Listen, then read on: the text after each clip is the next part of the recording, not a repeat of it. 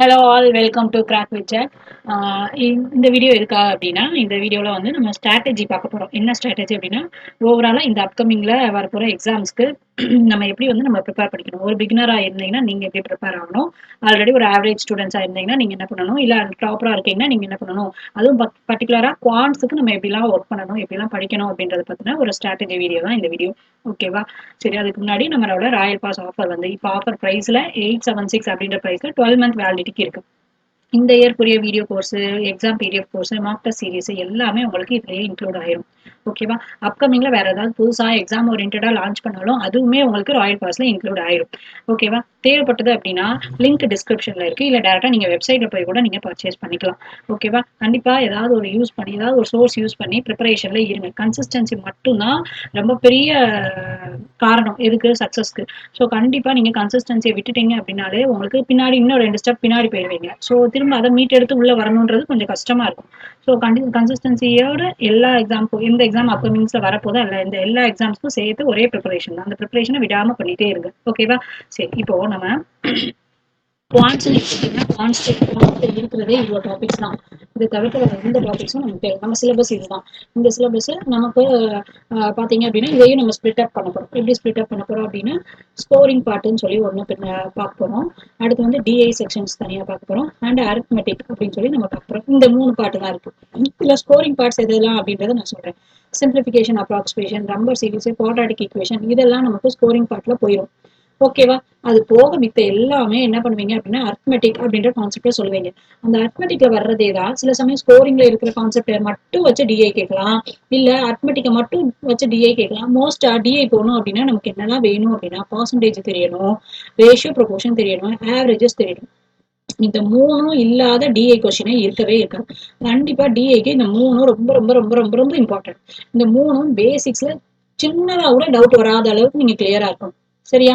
இதை 3ம் கட்டாயம் நீங்க படிச்சுக்கணும். அதுக்கப்புறம் ரொம்ப ரொம்ப இம்பார்ட்டன்டான அரித்மெட்டிக் டாபிக்ஸ் என்ன அப்படின்னா இந்த ஏஜஸ் படிச்சுக்கணும். அதுக்கப்புறம் மிக்சர் அண்ட் அலிகேஷன்ல இருந்து கொஸ்டின் வரும், பார்ட்னர்ஷிப்ல இருந்து கொஸ்டின்ஸ் வரும், டைம் அண்ட் டிஸ்டன்ஸ்ல இருந்து கொஸ்டின் வரும். இந்த டைம் அண்ட் டிஸ்டன்ஸ்குள்ள போனீங்கனாலே இதே கான்செப்ட் தான் ட்ரெயின்ஸ்லயும் இருக்கும், இதே கான்செப்ட் தான் போட்ஸ் அண்ட் ஸ்ட்ரீம்ஸ்ல இருக்கும். போட்ஸ் அண்ட் ஸ்ட்ரீம்ஸ்ல இருந்து கட்டாயம் ஒரு கொஸ்டின் வந்துடும். ஓகேவா? அது ரொம்ப ஈஸியா இருக்கும். கான்செப்ட் மட்டும் படிச்சுக்கிட்டா போதும். ரொம்ப சுத்த விட்டெல்லாம் கொஸ்டின் கேட்கவே மாட்டாங்க. ஓகேவா? அதே மாதிரி டைம் அண்ட் ஒர்க் நீங்க படிச்சிட்டீங்கனாலே அதே கான்செப்ட் தான் பைப்ஸ் அண்ட் சிஸ்டம்ல இருக்கும்.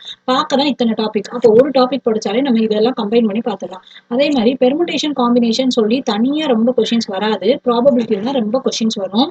பட் இதுதான் பேஸ். இந்த பேஸ் நமக்கு தெரியும். இந்த பேஸ் தெரிஞ்சாதான் இந்த ப்ராபபிலிட்டியை நம்ம போடுற மாதிரி இருக்கும். Mensuration full and full formula தான்ப்பா. கண்டிப்பா அதுல இருந்து ஒரு கொஸ்டின் எதிர்பார்க்கலாம். ஃபார்முலா படிச்சுட்டு அந்த சமயம் முடிஞ்சிருச்சு. மற்றபடிக்கு அதுல சுத்த விடுற மாதிரி எந்த கொஸ்டினுமே கேட்கவே மாட்டாங்க. இந்த நீங்க ஏஜஸ் போனா கூட, இல்ல ஆவரேஜஸ் போனா கூட கொஞ்சம் ட்விஸ்டடா கொஸ்டின்ஸ் கேட்கறதுக்கு சான்சஸ் இருக்கு. பட் இந்த மாதிரி டாபிக்ஸ் எல்லாம் அந்த சுத்தி விடுற மாதிரி ரொம்ப ஓவரா திங்க் பண்ணி இங்க இருந்து அங்க கனெக்ட் பண்ணி எடுக்கிற மாதிரிலாம் இருக்காது. ஸோ நம்ம பிரிச்சோம் அப்படின்னா ஸ்கோரிங் பாட்டும் தனியா போயிருச்சா, டிஐக்குரிய பாட்டு நம்ம எதை பார்ப்போம், பர்சன்டேஜ் பார்க்குறோம், அடுத்து ரேஷியோ பார்க்குறோம், அதுக்கப்புறம் ஆவரேஜ் பார்க்குறோம். இது 3ம் கண்டிப்பா டிஐக்கு வேணும். அது போக அர்த்மெட்டிக் பார்த்தீங்கன்னா கம்பைன் பண்ணி எடுத்தீங்கன்னா கொஞ்சம் கம்மியான டாபிக் தான். என்ன இருக்கு, ஏஜஸ் இருக்கு, அடுத்து ப்ராஃபிட் அண்ட் லாஸ் பார்க்கணும். கண்டிப்பா இது ரெண்டும் தனித்தனியா தான் பார்க்கணும். ப்ராஃபிட் அண்ட் லாஸ் போனீங்க அப்படின்னா மோர் ஆஃப் த இந்த 3மே இங்க எல்லா இடத்துக்கும் வரும். அர்த்மெட்டிக்ல எல்லா இடத்துலயுமே இந்த பர்சன்டேஜ், ரேஷியோ, ஆவரேஜ் 3 இடத்துக்கும் வரும். சாரி, 3மே எல்லா இடத்துக்குமே வரும். சரியா? அடுத்து வந்து mixer and allegation. Mixer and allegation full and full average மாதிரியே தான் இருக்கும். ஸோ மிக்சர் அண்ட் அலிகேஷன் அடுத்த டாபிக். அடுத்து பார்ட்னர்ஷிப் நீங்க ஒரு ஆள் பர்சன்டேஜோட டைப்ஸ்ல பார்க்கும்போது பார்ட்னர்ஷிப்பும் மோஸ்டா அங்க படிச்சிருவீங்க, கொஞ்சம் டைப்ஸ்ல படிச்சிருவீங்க. அதனால இது கொஞ்சம் ஈஸியா தான் இருக்கும். சரியா? அடுத்து என்ன இருக்குன்னா எஸ்ஐசிஐ பார்க்கணும். கண்டிப்பா எஸ்ஐசிஐ பார்க்கணும். அடுத்து time speed distance, time and speed distance. அப்படிப்பா இந்த டைம் ஸ்பீட் டிஸ்டன்ஸ் படிச்சிட்டிங்கனாலே இதுக்குள்ளேயே ட்ரெயினும் வந்துடும், இதுக்குள்ளேயே போட்ஸ் அண்ட் ஸ்ட்ரீம்ஸும் வந்துடும். அப்போ மொத்தம் 1 2 3 4 5 6 டாபிக்ஸ். இந்த டாபிக்ஸ் எடுத்தீங்கன்னா இதுக்குள்ளேயே அது வந்துடும். ஸோ அதனால தனியா படிக்கணுன்ற அவசியம் இல்லை. இதே கான்செப்ட் தான் அங்கேயும் இருக்கும், கொஞ்சம் ஸ்லைட்டா டிஃபரன்ஸ் இருக்கும். அடுத்து என்ன இருக்கும், 7th டாபிக்கா நீங்க வந்து டைம் அண்ட் ஒர்க் படிக்கலாம். டைம் அண்ட் ஒர்க் படிக்கும் போதே பைப்ஸ் அண்ட் சிஸ்டம் மாறிடும். லைட்டா அந்த இடத்துல மைனஸ் மட்டும் தான். நெக்ஸ்ட் நெகட்டிவ் ஒர்க்கை யார் பாக்குறா, அந்த நெகட்டிவ் ஒர்க் பண்றதுனால என்ன இம்பாக்ட் ஆகும் அதை மட்டும் தெரிஞ்சுக்கணும். அப்போ இந்த 7 டாபிக்ஸ் இங்க வந்துருச்சு. அப்புறம் 8th டாபிக்கா வந்து பெர்முடேஷன். அதை நீங்க ப்ராபபிலிட்டினே வச்சுக்கோங்க. ப்ராபபிலிட்டி டாபிக் எடுத்தாலே கண்டிப்பா பெர்முடேஷன் காம்பினேஷன் படிச்சுட்டு தான் ப்ராபபிலிட்டி புரிஞ்சுக்கிற மாதிரியே இருக்கும். அப்படின்றப்ப இது ரெண்டும் சேர்ந்தே ஒரே டாபிக்கா போயிடும். அப்புறம் லாஸ்ட்ல ஒரே ஒரு டாபிக் என்னது, mensuration full and full formula தான். அப்போ நீங்க குவான்ஸோட சிலபஸ் பாத்தீங்கன்னா ரொம்ப கம்மி. ரொம்ப ரொம்ப கம்மி. மொத்தம் எவ்வளோ இருக்கு? 9 டாபிக்ஸ் தான் இருக்கு. 9 டாபிக்ஸ் தான் அரித்மெட்டிக் இருக்கு. டிஐல வரக்கூடிய ஒரு 3 டாபிக்ஸ் இருக்கு. ஸ்கோரிங்ல வரக்கூடிய ஒரு 3 டாபிக்ஸ் இருக்கு. இந்த ஸ்கோரிங் டாபிக்ல ரொம்ப ஈஸி. டிஐ டாபிக்குமே ரொம்ப ஈஸி. இது 2மே தனி கேட்டகரியா வச்சுக்கோங்க.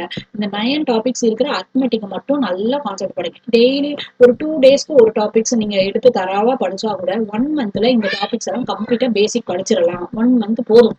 நீங்க நல்லா ஆவரேஜ் ஸ்டூடெண்டா இருக்கீங்க, ஸ்கூல்ல எல்லாம் நல்லா படிப்பீங்க, காலேஜஸ்லயும் நல்லா படிப்பீங்க அப்படின்னா 1 மந்த்துக்குள்ள நீங்க பேசிக்ஸ், ப்ரிலிம்ஸ் 2மே கம்ப்ளீட்டா முடிச்சிடலாம்.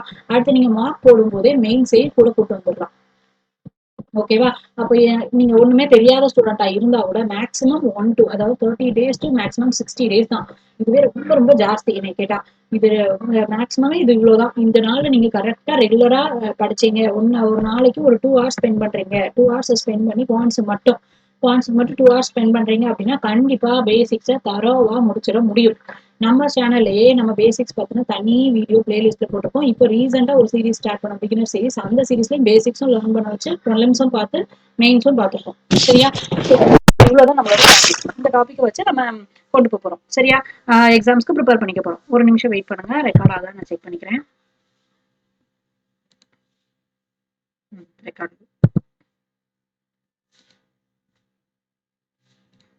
ஓகே. சரி. இப்போ நம்ம சிலபஸை பார்த்துட்டோம், என்ன பண்ணணும்னு பார்த்துட்டோம், எதை படிக்கணும்னு பார்த்துட்டோம், இதுல கான்செப்ட் எல்லாம் பார்த்துட்டோம். சரியா? இப்போ இதுக்கு முன்னாடி பேங்க் எக்ஸாம்னா எப்படி இருக்கும், எக்ஸாம் எப்பப்போ வரும், ஏன்னா ரொம்ப பிகினர்ஸும் இருப்பீங்க இல்லையா, அவங்களுக்காக இது.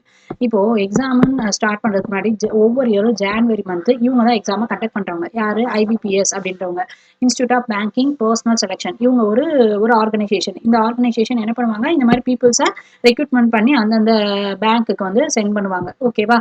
இப்போ இவங்க வேலையே என்ன பண்ணுவாங்க அப்படின்னா ஜஸ்ட் எக்ஸாம்ஸ் மட்டும் கண்டக்ட் பண்ணி ரெக்ரூட்மெண்ட் ப்ராசஸ் மட்டும் கம்ப்ளீட் பண்ணி கொடுப்பாங்க. அவங்ககிட்ட இருந்து ஜான்வரி மந்த்ல டென்டேட்டிவ் கேலண்டர் ஒன்று ரிலீஸ் ஆகும். இப்போ இந்த இயருக்கு ரிலீஸ் ஆயிருக்கு. 2026ல இருந்து 27க்குரிய கேலண்டர் ரிலீஸ் ஆயிருக்கு. அப்படி பாத்தீங்கன்னா ப்ரிலிம்ஸ் எப்போ வருது? இப்போ பாருங்க, ஃபர்ஸ்ட் பேங்க் எக்ஸாமே 2 டைப்ஸ் தாமா. பிஓ போஸ்டிங்ல ஒன்று வைப்பாங்க, கிளர்க் போஸ்டிங்ல வைப்பாங்க. ஓகேவா?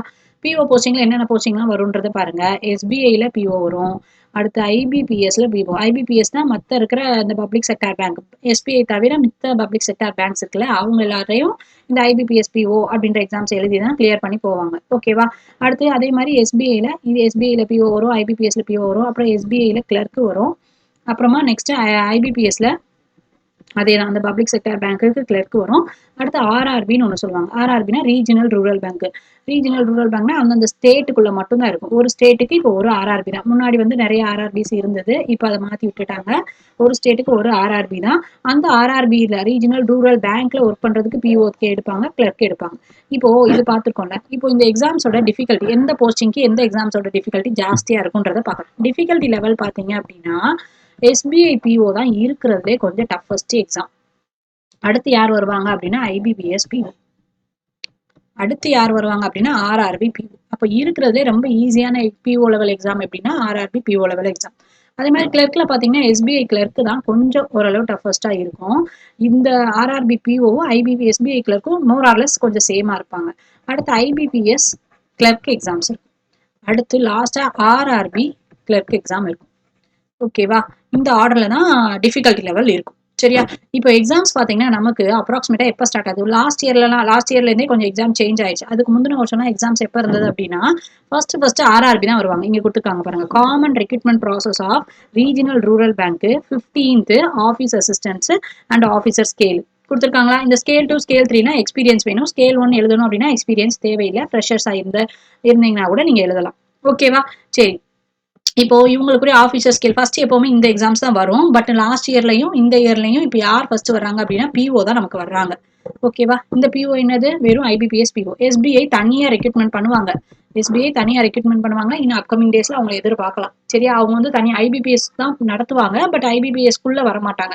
ஐபிபிஎஸ் தான் எக்ஸாம்ஸ் கண்டக்ட் பண்ணி கொடுப்பாங்க எஸ்பிஐக்கு. பட் எஸ்பிஐ தனி ரெக்ரூட்மெண்ட் அவங்க வெப்சைட்ல ரிலீஸ் பண்ணுவாங்க. ஓகேவா? சரி. அப்போ இதுக்குள்ள எஸ்பிஐ உள்ள வரல. இப்போதைக்கு எஸ்பிஐ உள்ள வரல. ஓகேவா? எஸ்பிஐ விட்டுட்டு மித்த எக்ஸாம்ஸ் பார்க்க போறோம். அப்படி பார்த்தோம்னா நமக்கு ஃபர்ஸ்ட் எக்ஸாம்ஸ் என்ன வருது அப்படின்னா 22 and 23 ஆகஸ்ட்ல ப்ரிலிம்ஸ் எக்ஸாம்ஸ் வரப்போகுது. யாரோடதுன்னா பிஓவோடது எக்ஸாம்ஸ் வரப்போகுது. சரியா? அதுலேயும் ஸ்பெஷலிஸ்ட் ஆஃபீஸர், அதுவும் பிஓ லெவல் கேட்டகரி தாமா. ஸ்பெஷலிஸ்ட் ஆஃபீஸர் வந்து யாரெல்லாம் எழுதலாம் அப்படின்னா பர்டிகுலரா அதாவது ஹெச்ஆர் படிச்சவங்க, ஐடி டிபார்ட்மெண்ட்ல ஒர்க் பண்றவங்க, ஐடி டிபார்ட்மெண்ட்காக ஒர்க் அக்ரி படிச்சவங்க, அந்த மாதிரி இருக்கிறவங்க தான் இந்த ஸ்பெஷலிஸ்ட் ஆஃபீஸர்ஸ் இருப்பாங்க. அவங்களுக்குரிய நோட்டிஃபிகேஷன்ல நீங்க பார்த்தீங்கன்னா தெரியும். என்னென்ன டிகிரி கம்ப்ளீட் பண்ணியிருந்தா நீங்க ஸ்பெஷலிஸ்ட் எழுதலாம் அப்படின்றது. ஓகேவா? அது வந்து வெறும் ஐபிபிஎஸ் அதாவது பப்ளிக் செக்டார் பேங்க்ஸ்க்கு மட்டும் தான் ஸ்பெஷலிஸ்ட் ஆஃபீசர் கேட்பாங்க. இதுல வராது. இதுல ஆர்ஆர்பில ஸ்பெஷலிஸ்ட் ஆஃபீசர் வராது. ஓகேவா? சரி. இப்போ இங்க பார்க்கலாம். ஃபர்ஸ்ட் நமக்கு 22nd, 23rd வந்து ஆகஸ்ட்ல பிரிலிம்ஸ் எக்ஸாம்ஸ் வரப்போகுது. அதோட ரிசல்ட் வந்ததுக்கப்புறம் அதோட மெயின்ஸ் எப்போ வருது? ஆகஸ்ட்க்கு அப்புறம் செப்டம்பர் 1 மந்த் தான் உள்ள இருக்கு. 1 மந்த் கேப் விட்டுட்டு அடுத்து என்ன பண்ணிட்டாங்க? 4th அக்டோபர் மெயின்ஸ்ன்னு சொல்லிட்டாங்க. அதுக்கப்புறம் ஸ்பெஷலிஸ்ட் ஆஃபீஸரோட பிரிலிம்ஸ் ஆகஸ்ட்லயே நடக்குது. அடுத்து நவம்பர்ல இங்க 2 மாசம் கேப் இருக்கு. செப்டம்பர், அக்டோபர் சொல்லி 2 மாசம் கேப் விட்டு நவம்பர்ல மெயின்ஸ் எக்ஸாம் வந்திருக்கு. கிளர்க் பாத்தீங்கன்னா அக்டோபர்ல தான் பிலிம்ஸ். நவம்பர் 1 மந்த் கேப் விட்டு டிசம்பர்ல மெயின்ஸ் வச்சிருக்காங்க. ஆர்ஆர்பியை பார்க்கும்போது ஆஃபீஸர் ஸ்கேல் அதாவது இதுதான் பிஓ ஆஃபீஸர் ஸ்கேல் 1னா பிஓ ஓகேவா. அதோட பிலிம்ஸ் எப்படி இருக்காங்க? நவம்பர்ல தான் வச்சிருக்காங்க. அடுத்து டிசம்பர்ல உங்களுக்கு நவம்பர் டிசம்பர் அடுத்த உடனே அடுத்த மாசமே இதுக்கு கேப்பே இல்லை பாருங்க. அடுத்த மாசமே உங்களுக்கு என்ன ஆயிடுச்சு? ஏன்னா இங்க பாருங்க 21, 22 தான் நீங்க பிலிம்ஸே எழுதுறீங்க. அப்போ நவம்பர்ல ஒரு 10 டேஸ், டிசம்பர்ல ஒரு 10 to 15 டேஸ், மொத்தமே ஒரு 25 to 30 டேஸ் தான் இருக்குது கேப். டிசம்பர்ல நீங்க எக்ஸாம் மெயின்ஸ் எழுதணும். ஓகேவா. அடுத்து ஆஃபீஸர் ஸ்கேல் இதெல்லாம் எக்ஸ்பீரியன்ஸ் இருக்க பர்சன்ஸ் தான் எழுதுவாங்க. ஓகேவா. ஆஃபீஸர் ஸ்கேல்னா கிளர்க் போஸ்டிங். ஓகேவா. அந்த அதே மாதிரி கஸ்டமர் சர்வீஸ் அசோசியேட்னாலும் கிளர்க் தான். முன்னாடி கிளர்க்னு இருந்தது, இப்போ அதோட நேமை சேஞ்ச் பண்ணியிருக்காங்க. அவ்வளவுதான். கிளர்க் போஸ்டிங்ல இருக்கிறவங்க என்ன எக்ஸாம் எழுதுறா எப்போ எக்ஸாம்ஸ் இருக்கு அப்படின்னா அவங்களுக்கு ப்ரிலிம்ஸ் 6th, 12th, 13th டிசம்பர்ல இருக்கு. டிசம்பர் முடிஞ்சு ஜான்வரி லாஸ்டே அவங்க மெயின்ஸ் எழுதுறாங்க. ஓகேவா. இதுதான் ஓவராலா நமக்கு அப்கமிங்ல வரக்கூடிய டேட்ஸ். இந்த டேட்ஸ் எல்லாம் நீங்க கண்டிப்பா ஒரு பிரிண்ட் அவுட் போட்டு நீங்க ஏதாவது அடிக்கடி பாக்குற இடத்துல உங்க மிரர் தான் எல்லாருமே நம்ம டெய்லி பார்ப்போம் கரெக்டா. அந்த நம்ம மிரருக்கு பக்கத்துல இதை வந்து பேஸ்ட் பண்ணிருங்க. இப்படி பேஸ்ட் பண்ணாதான் நமக்கு வந்து ஒரு பூஸ்டப் இருக்கும். ஐயோ எக்ஸாம் பக்கத்துல வருது நம்ம படிக்கணும் அப்படின்ற மாதிரி ஒரு இது இருக்கும். சரியா. கண்டிப்பா இதை எடுத்து வச்சுக்கோங்க. சரியா. இந்த எக்ஸாம்ஸ்க்கு நம்ம சரி எக்ஸாம்ஸ் பார்த்தாச்சு. என்னென்ன டாபிக் படிக்கணும், குவான்ட் சைடு என்னென்ன படிக்கணும் பார்த்தாச்சு. ரீசனிங் இதை மாதிரி சார் சொல்லியிருப்பாங்க. ரீசனிங்க்கு இதை மாதிரி பார்த்துக்கோங்க. இங்கிலீஷ்க்கும் மேம் சொல்லியிருப்பாங்க. ஸோ இங்கிலீஷ்க்கும் எடுத்துக்கோங்க.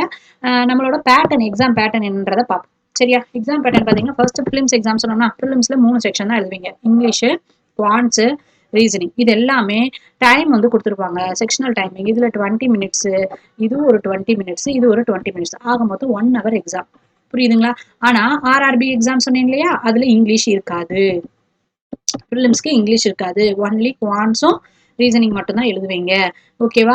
அது மொத்தம் உங்களுக்கு 40 மினிட்ஸ் தான் எக்ஸாமே நடக்கும். 40 to 45 மினிட்ஸ் தான் எக்ஸாம் நடக்கும். ரீசனிங்க்கு 20 மினிட்ஸ் இருக்கும். குவான்ட்ஸுக்கு 25 மினிட்ஸ் ஏதோ ஒன்று இது மாதிரி இருக்கும். ஓகேவா. மொத்தமே 45 மினிட்ஸ் தான் எக்ஸாம் நடக்கும். ஆர்ஆர்பி எக்ஸாம் மட்டும் ஆர்ஆர்பியில் மட்டும் ப்ரிலிம்ஸ் இந்த கேட்டகரியில தான் நடக்கும். ஓகேவா. மற்ற எல்லா exams IBPS PO, IBPS clerk, SBI PO, SBI clerk இந்த 4 டைப் ஆஃப் எக்ஸாம்ஸ்லையும் இங்கிலீஷ் இருக்கும், குவான்ட்ஸ் இருக்கும், ரீசனிங் இருக்கும். சரியா. ஒவ்வொன்றுக்கும் இண்டிவிஜுவலா 20 மினிட்ஸ் 20 மினிட்ஸ்னு கொடுத்துருப்பாங்க. ஓகேவா. சரி. இது ப்ரிலிம்ஸோட பேட்டர்ன். மெயின்ஸோட பேட்டர்ன் வந்தீங்க அப்படின்னா ரீசனிங் அண்ட் கம்ப்யூட்டர் ஆப்டிடியூட் இது ஒரு கேட்டகரி இருக்கும். இது வந்து தனியா ஒரு செட்டு படிக்கணும். நீங்க ரீசனிங்ல பாத்தீங்கன்னாலே தெரியும். சார் அப்பப்போ சொல்லியிருப்பாங்க, மேமுமே சொல்லியிருப்பாங்க. ஸோ கண்டிப்பா நீங்க அதை வந்து தனியா ஏன்னா இதுல இருந்து கட்டாயம் ஒரு 5 மார்க் வரும். அந்த 5 மார்க்கை எடுக்கணும் அப்படின்னா நிறைய ப்ராக்டிஸ் வேணும். ஓகேவா. அது போக ஜென்ரல் ரீசனிங் சிலபஸ் இருக்கு இல்லையா, அதுல இருந்து மற்ற ரீசனிங் கொஸ்டின்ஸ் வந்துடும். சரியா. அடுத்து வந்து ரேங்கிங் அண்ட் ஜென்ரல் அவேர்னஸ். இது ஒவ்வொரு வருஷமும் ட்ரெண்ட் மாறிக்கிட்டே இருக்கும். லாஸ்ட் இயர்லாம் ஃபுல் அண்ட் ஃபுல் ஸ்டாட்டிக் வச்சு அடிச்சாங்க.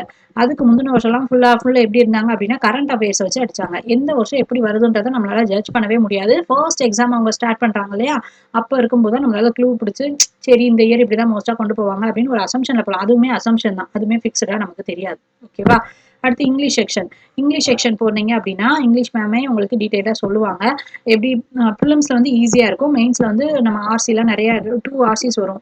அதுக்கப்புறம் ஸ்கோரிங் பார்ட் இதெல்லாம் இருக்கும். அதெல்லாம் கொஞ்சம் கான்சன்ட்ரேட் பண்ணி நம்ம படிக்கணும். அடுத்து இங்க பாருங்க என்ன கொடுத்துருக்காங்க. குவான்ட்ஸ்னே கொடுக்காம எப்படி கொடுத்துருக்காங்க, டேட்டா அனாலிசிஸ் அண்ட் இன்டர்பிரிட்டேஷன் டிஐனே சொல்லிட்டாங்க. இது சில எக்ஸாம்ஸ்ல எஸ்பிஐ பிஓ இந்த மாதிரி எக்ஸாம்ஸ் போகும்போது டேரக்டா டிஐனே சொல்லிடுவாங்க. அப்போ அத்மெட்டிக் டாபிக்ஸ் ரொம்ப கம்மியா இருக்கும். அதாவது தனியே கொஸ்டின் ஒன் கொஸ்டினா இருக்கிறதுக்கு பதிலாக டேரக்டா டிஐலே கேட்பாங்க மோஸ்ட் ஆஃப் த கொஸ்டின். சரியா. சில பிஓ லெவல் எக்ஸாம்ஸ் போனீங்கன்னா தனியா இதுக்கு ஒரு ½ hour 30 மினிட்ஸ் டைம் கொடுத்து டிஸ்கிரிப்டிவ் பேப்பர் எழுத சொல்லுவாங்க. அதாவது லெட்டர் ரைட்டிங் நம்ம எடுக்கணும். லெட்டர் ரைட்டிங் பண்ணணும். அது இல்ல லெட்டர் ரைட்டிங் பண்ற மாதிரி இருக்கும். இல்ல அப்படின்னா எஸ்ஏ ரைட்டிங் பண்ற மாதிரி இருக்கும். அடுத்து ப்ரிசைஸ் ரைட்டிங் பண்ற மாதிரி இருக்கும். இது டிஸ்கிரிப்டிவ் தனி டைமிங் கொடுத்துருவாங்க. மித்த எல்லாத்துக்கும் 2 hours டைம் கொடுத்துருவாங்க. இது எல்லாத்துக்கும் 2 to 2.5 hours கொஸ்டின் எக்ஸாமை பொறுத்து எக்ஸாமோட போஸ்டிங்கை பொறுத்து இந்த டைமிங் வந்து சேஞ்ச் ஆகிட்டே இருக்கும். இதே ஆர்ஆர்பி போனீங்கன்னா ஆர்ஆர்பியோட மெயின்ஸ் கொஞ்சம் டிஃபரெண்டா இருக்கும். ஆர்ஆர்பியோட பிஓ ஆகட்டும், கிளர்க் ஆகட்டும், அதுல எக்ஸஸா நீங்க கம்ப்யூட்டர் அவேர்னஸ் படிக்கணும். இங்க இது வந்து கம்ப்யூட்டர் ஆப்டிடியூடுமா, இது கம்ப்யூட்டர் அவேர்னஸ். இதுக்கு தனி செக்ஷன் இருக்கும். சரியா? இது ஒவ்வொரு எக்ஸாமும் ரிலீஸ் பண்ண நோட்டிஃபிகேஷன் ரிலீஸ் பண்றப்போ, அந்த நோட்டிஃபிகேஷன்லயே எக்ஸாமோட பேட்டர்ன் குடுத்துருவாங்க. நீங்க பிகினரா இருக்கீங்கன்னா, எக்ஸாம் அப்ளை பண்றதுக்கு முன்னாடி நோட்டிஃபிகேஷன தரோவா ரீட் பண்ணுங்க. அதுல முக்கியமான பாயிண்ட்ஸ் எல்லாம் எடுத்து தெரிஞ்சு வச்சுக்கோங்க. தெரிஞ்சு வச்சு அதுக்கேத்த மாரி எக்ஸாம் அப்ளை பண்ணணும். ஓகேவா? எக்ஸாம் பேட்டர்ன் என்ன? அந்த என்ன எலிஜிபிலிட்டி வைக்கிறாங்க? என்னென்ன மாரியான டாக்குமெண்ட்ஸ் எல்லாம் நம்ம அப்லோட் பண்ற மாரி இருக்கும். அந்த டாக்குமெண்ட் வெரிஃபிகேஷனுக்கு நம்ம அப்லோட் பண்றதெல்லாம் எது கொண்டு போற மாரி இருக்கும். அதெல்லாம் கொஞ்சம் அப்ப பார்க்கணும். நோட்டிஃபிகேஷன் வர்றப்போ அத பத்தின இன்டிமேஷன் சொல்லுவோம். சரியா? அது வரைக்கும் இதுக்கு முன்னாடி கொஞ்சம் தெரிஞ்சுக்கிட்டா பெட்டர். கம்ப்யூட்டர் அவேர்னஸ் வேற, கம்ப்யூட்டர் ஆப்டிடியூட் வேற. கம்ப்யூட்டர் அவேர்னஸ் வந்து ஒன்லி பிஓக்கு தான் நீங்க பிஓ அண்ட் கிளர்க். அதுவும் ஆர்ஆர்பி பிஓ அண்ட் கிளர்க்கு மட்டும் தான் நீங்க படிக்கிற மாரி இருக்கும். சரியா? இப்போ நம்ம இத்தனை எக்ஸாம்ஸ் பார்த்தோம். இத்தனை எக்ஸாம்ஸ் பார்த்தோம்ல. என்னென்ன பார்த்தோம்? நம்மகிட்ட இந்த இருக்கு. ஐபிபிஎஸ் பிஓ, எஸ்பிஐ பிஓ இந்த மாதிரி சொன்னல. இது போக ஒவ்வொரு இண்டிவிஜுவல் கவர்மெண்ட் பேங்க்கும் அவங்களுக்கு திடீர்னு ரெக்ரூட்மெண்ட் வேணும்னா எல்பிஓ அப்படின்ற மாதிரி கேட்பாங்க. லோக்கல் பேங்க் ஆஃபீஸர் அப்படின்னு சொல்லுவாங்க. அதோட பேட்டர்னே சேஞ்ச். அதாவது சிங்கிள் எக்ஸாம் தான் எழுதுற மாதிரி இருக்கும். இப்போ நம்ம என்ன பண்றோம்? ப்ரிலிம்ஸ் எழுதுறோம், மெயின்ஸ் எழுதுறோம். கிளர்க்னா ப்ரிலிம்ஸ் மெயின்ஸ் அவ்வளோதான் முடிஞ்சு டேரக்டா போஸ்டிங். அதே பிஓ எழுதுறோம் அப்படின்னா என்ன ஆகும்? ப்ரிலிம்ஸ் எழுதணும், மெயின்ஸ் எழுதணும். ப்ரிலிம்ஸ் பாஸ் பண்ணவங்களை மட்டும்தான் மெயின்ஸ்க்கு அலோவ் பண்ணுவாங்க. மெயின்ஸ்ல பாஸ் பண்ணவங்களை மட்டும்தான் இன்டர்வியூ அலோவ் பண்ணுவாங்க. இன்டர்வியூல பாஸ் பண்ணி வர்றவங்க எல்லாத்தையும் இன்டர்வியூலையும் மெயின்ஸ்ல எடுத்த மார்க்கை சேர்த்து ப்ரிலிம்ஸோட மார்க்கு கன்சிடர் பண்ண மாட்டாங்க. இன்டர்வியூலையும் மெயின்ஸ்லயும் எடுத்த மார்க்கை சேர்த்து வச்சுதான் ஒரு கட் ஆஃப் ஃபிக்ஸ் பண்ணி அதை பேஸ் பண்ணி போஸ்டிங் கொடுப்பாங்க. அதே மாதிரி நீங்க கிளர்க்னா ப்ரிலிம்ஸோட மார்க்கை இது பண்ண மாட்டாங்க. மெயின்ஸோட மார்க்கை மட்டும் வச்சு கட் ஆஃப் ஃபிக்ஸ் பண்ணி போஸ்டிங் கொடுப்பாங்க. கரெக்டா? எல்பிஓ எக்ஸாம் சொல்லும்போது சிங்கிளா, அது பேங்கிங் ஆஃபீஸர்னாலே இன்டர்வியூ போஸ்டிங் இருக்கும். அப்போ கண்டிப்பா மெயின்ஸ் மட்டும் ஒரே ஒரு சிங்கிள் எக்ஸாம்ஸ் எழுதுவீங்க. அதுக்கு ஒரு இன்டர்வியூ அட்டென்ட் பண்ணுவீங்க. அதுல வந்து டைரக்டா போஸ்டிங் போடுற மாதிரி இருக்கும். புரியுதுங்களா? இந்த மாதிரி எல்பிஓ எக்ஸாம்ஸ் இன் பிட்வீன்ல வரும். இது போக இன்சூரன்ஸ் எக்ஸாம்ஸ் வரும். இன்சூரன்ஸ் எக்ஸாமுமே இதே பேங்கிங் எக்ஸாம் பேட்டர்ன் தான். ஸோ நீங்க ஒரே ஒரு பேட்டர்ன், ஒரே ஒரு சிலபஸ் தான். இந்த சிலபஸ் தான். இந்த சிலபஸ் மட்டும் நீங்க படிச்சீங்கன்னா ஒரு வருஷத்துக்கு நீங்க கிட்டத்தட்ட 20 எக்ஸாம்ஸ் கிட்ட எழுதலாம். நியர்பை ஒரு கிட்டத்தட்ட பார்த்தீங்கன்னா என்னென்ன எல்பிஓ எக்ஸாம்ஸ் வந்தது அப்படின்னா ஒரு 2 to 3 எக்ஸாம்ஸ் வரும். இன்சூரன்ஸ் எக்ஸாம்ஸ் ஒரு 2 எக்ஸாம்ஸ் வரும். எஸ்பிஐல கிளர்க்கு பிஓ அது ஒரு 2 எக்ஸாம்ஸ். ஐபிபிஎஸ்ல கிளர்க்கு PO 2 exam, specialist officer 1 3 exams. அடுத்து ஒரு ஆர்ஆர்பி பிஓல 2 எக்ஸாம் இருக்கு. அப்போ கிட்டத்தட்ட எவ்வளோ எக்ஸாம்ஸ் எழுதுறீங்க? 2 6 8 2 6 சரி 2 4 6 8 8 10 11 கிட்ட எழுதுறீங்க. 11 12 கிட்ட எழுதுறீங்க. கரெக்டா? இப்போ இது போக இன்பிட்வீன்ல வேற ஏதாவது எக்ஸாம்ஸ் வந்தா கூட இந்த FCI food corporation of India கேட்பாங்க. வேர் ஹவுஸ் எல்லாம் கேட்பாங்க. இதெல்லாமே மோர் ஆர்லெஸ் இதே பேட்டர்ன்ல தான் இருக்கும். அப்படின்றப்போ உங்களுக்கு 1 இயருக்கு ஒரு 12 எக்ஸாம்ஸ் கிட்ட அட்டன் பண்ண போறீங்க. ஒரே சிலபஸ் தான். இதுல வேற எந்த மாற்றமும் கிடையாது. அப்போ இந்த சிலபஸை ஒரு 30 நாள்ல முடிக்க கஷ்டம் அப்படின்னா அது எவ்வளவு பெரிய முட்டாள்தனம். 30 நாள்ல ஈஸியாவே முடிச்சிடலாம். சரியா? ஸோ அதுக்கப்புறம் நெக்ஸ்ட் என்ன பார்க்க போறோம் அப்படின்னா இந்த எப்படி எக்ஸாம் வந்து ப்ராசஸ் நடக்கும்ன்றத பார்க்கலாம். ப்ரிலிம்ஸ் எழுதுறது வெறும் குவாலிஃபை தான். நீங்க ஒரு கேட் பாஸ் மாதிரி அதை வாங்கிட்டு மெயின்ஸ்க்கு போவீங்க. இதுல இருக்க மார்க் எங்கேயும் யூஸ் ஆகாது. மெயின்ஸ்ல இருக்கிற மார்க்கும் இன்டர்வியூ பிஓக்கு மட்டும்தான். இன்டர்வியூல இருக்கிற மார்க்கை கம்பைன் பண்ணி பிஓக்கு கட் ஆஃப் ஃபிக்ஸ் பண்ணுவாங்க. கிளர்க்கா இருந்தா மெயின்ஸோட மார்க்கை மட்டும் வச்சு கட் ஆஃப் ஃபிக்ஸ் பண்ணுவாங்க. சரியா? எப்பவுமே கட் ஆஃப் மார்க் மட்டும் எடுத்துட்டா பாஸ் ஆம நான் வேலை வாங்கிடலாமா அப்படின்னா கிடையாது. எப்பவுமே நீங்களே ஸ்கூல்ல யூஸ் பண்ணுங்க. ஸ்கூல்ல 35 மார்க்ஸ் எடுத்தா பாஸ்ன்னு சொல்லுவாங்க முன்னாடிலாம். இப்பெல்லாம் கிரேட் சிஸ்டம் வந்துருச்சு. அவுட் ஆஃப் 100க்கு 35 எடுத்தா பாஸ். ஆனா பாஸ் மார்க் மட்டும் எடுத்தா யாராவது மதிப்பாங்களா? கிடையாது. ஒரு அபோவ் 80 மார்க்கோ இல்ல 90 மார்க்ஸோ ஸ்கோர் பண்ணியிருந்தாங்கன்னா உங்களுக்கு அங்க ரெஸ்பெக்டே வரும். அதே மாதிரி கட் ஆஃப் எவ்வளோ ஃபிக்ஸ் பண்ணியிருக்கானோ இப்போ லாஸ்ட் இயர் ஒரு கட் ஆஃப்ஸ் எல்லாம் கொஞ்சம் எடுத்து பாருங்க. ஒவ்வொரு போஸ்டிங்க்கும் எடுத்து பாருங்க. அந்த கட் ஆஃப் விட பிளஸ் ஒரு 10 to 15 மார்க்ஸ் நீங்க ஜாஸ்தி வச்சிருந்தீங்கன்னா கொஞ்சம் சேஃபா ஃபீல் பண்ணலாம். அதை விட ஒரு 20னா கரெக்டா சொல்லலாம். கண்டிப்பா உங்களுக்கு போஸ்டிங் இருக்கு அப்படின்றது. அப்போ கட் ஆஃப் மட்டும் எய்ம் பண்ண கூடாது. புரியுதுங்களா? கட் ஆஃப் என்னன்னு தெரிஞ்சுக்கணும். ப்ரிலிம்ஸ்க்கு கட் ஆஃப் மட்டும் 8 பண்ணா போதும். ஏன்னா அது வந்து ஒரு பாஸ் கார்டு. அங்க கட் ஆஃப் கிளியர் பண்ணா போதும். பட் மெயின்ஸ்க்கு கட் ஆஃப் மட்டும் கிளியர் பண்ணா வேலை கொடுக்க மாட்டாங்க. கட் ஆஃபோட ஜாஸ்தியா கொஞ்சம் மார்க் வச்சிருந்தா மட்டும்தான் நமக்கு கன்ஃபார்மா வேலை கிடைக்கும். சரியா? ஓகே. அடுத்த சிலபஸ்னா இதெல்லாம் நமக்கு உங்களுக்கு தெரியும். ரீசனிங்கோட சிலபஸ் இதெல்லாம் அப்பப்ப நீங்க பார்த்துருப்பீங்க. அந்தந்த பர்டிகுலர் ஸ்டாஃப்ஸுமே உங்களுக்கு சொல்லுவாங்க. ஓகேவா?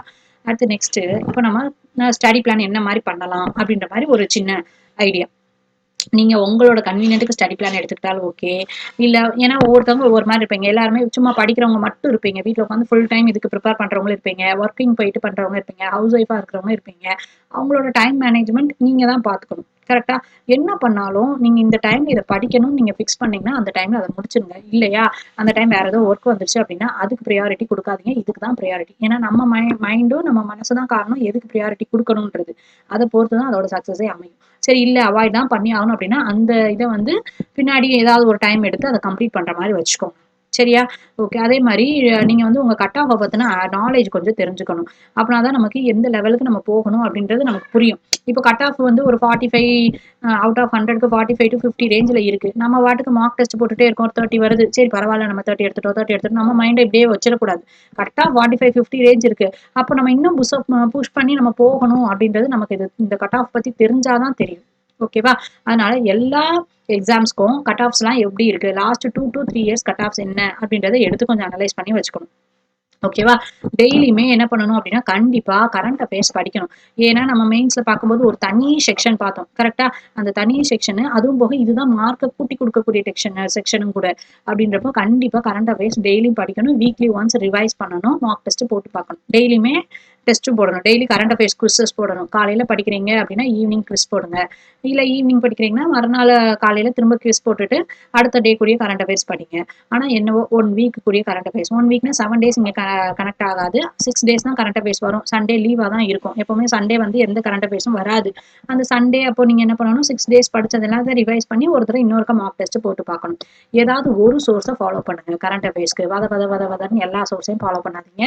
அது உங்களுக்கு வேஸ்ட் ஆஃப் டைமா தான் போகும். ஏதாவது ஒரு கரெக்ட்டா இருக்கிற ஒரு கன்டென்ட் குவாலிட்டியா இருக்கிற ஒரே ஒரு சோர்ஸ ஃபாலோ பண்ணுங்க. அவனையே திரும்ப திரும்ப ரிப்பீட் பண்ணுங்க, ரிவைஸ் பண்ணுங்க. அப்படின்றப்போ நல்லா ஈஸியா உங்களுக்கு கரண்ட் அஃபேர்ஸ் மறக்காது புரியும். நெறைய கரண்ட் அஃபேர்ஸ் எல்லாமே எப்படி இருக்கும் அப்படின்னா, ஒரு நாலேட்ஜபிளா தான் இருக்கும். சும்மா ஒன் வேர்ட்ஸ் மாரி படிச்சுட்டு போனீங்கன்னா, கண்டிப்பா கதைக்கே ஆகாது. அத வந்து புரிஞ்சு படிக்கணும். இப்ப இருக்க கரண்ட் அஃபேர்ஸ்லாம் அத டீட்டெயில்டா புரிஞ்சு படிச்சா மட்டும் தான் எக்ஸாம்ல கிளியர் பண்ண முடியும். ஓகேவா? அடுத்து என்ன பண்ணணும் அப்படின்னா, நல்லா உங்களோட அ அ டெய்லி நீங்க என்ன பிளான் பண்ணி வச்சீங்களோ, அத கண்டிப்பா முடிச்சே ஆகணுன்ற மாரி அத செய்யணும். சரியா? அடுத்து வந்து என்ன பண்ணணும், எதெல்லாம் வீக்கர் செக்ஷனா இருக்கோ, அது எல்லாத்தையும் எக்ஸ்ட்ரா டைம் குடுத்து அதுக்கு ஒர்க் அவுட் பண்ணணும். சரியா?